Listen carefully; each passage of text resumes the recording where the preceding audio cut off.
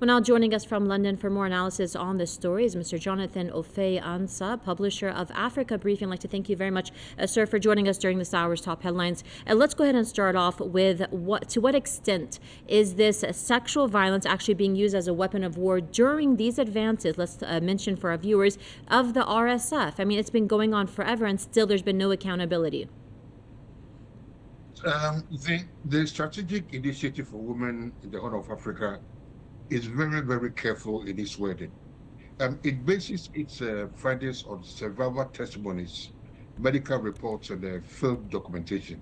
So crucially, it actually attributes responsibility where perpetrators could be identified. And in this case, in 87% of these cases, they were linked to the rapid support forces.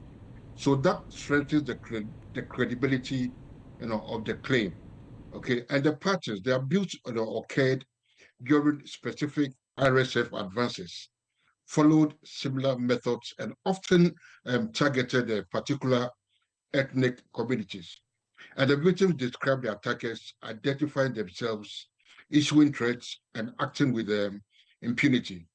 So this is what investigators look for when assessing whether sexual violence is being used as a weapon of war rather than being incidental.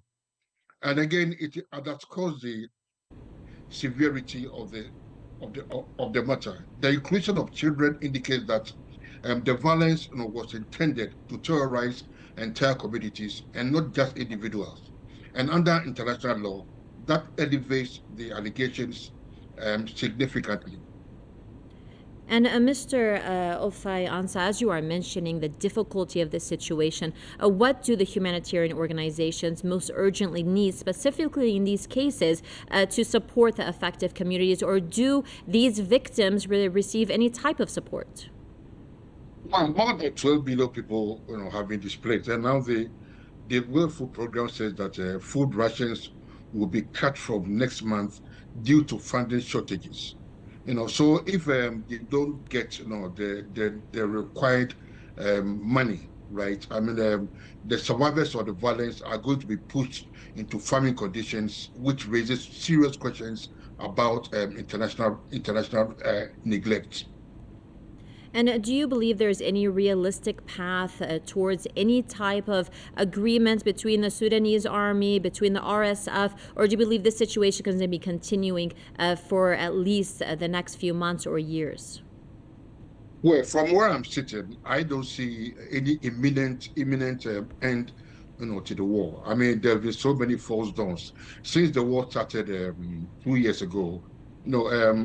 Saudi Arabia and I think Qatar, have tried to mediate, and they've agreed to ceasefires, and even less than 24 hours after agreeing to the ceasefire, the ceasefires are broken. Okay, currently the two sides have agreed to meet in Geneva, but what will come of it, I doubt whether we'll get any positive outcomes from that meeting in Geneva. So I don't see any imminent cessation to the war.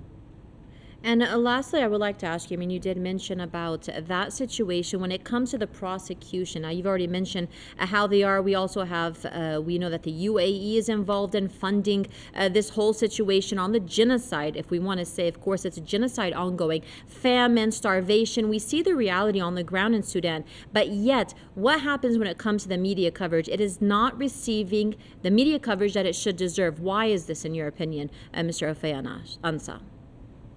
Now, well, then I can't say where I am.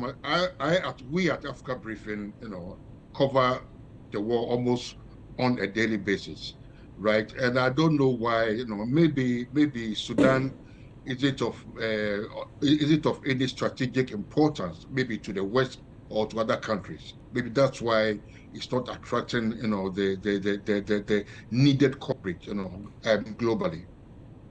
Well, exactly. On that point, I'd like to thank you very much for joining us from London. Mr. Jonathan Offei-Ansah, publisher of Africa Briefing, they're joining us. A pleasure to have you with us, sir.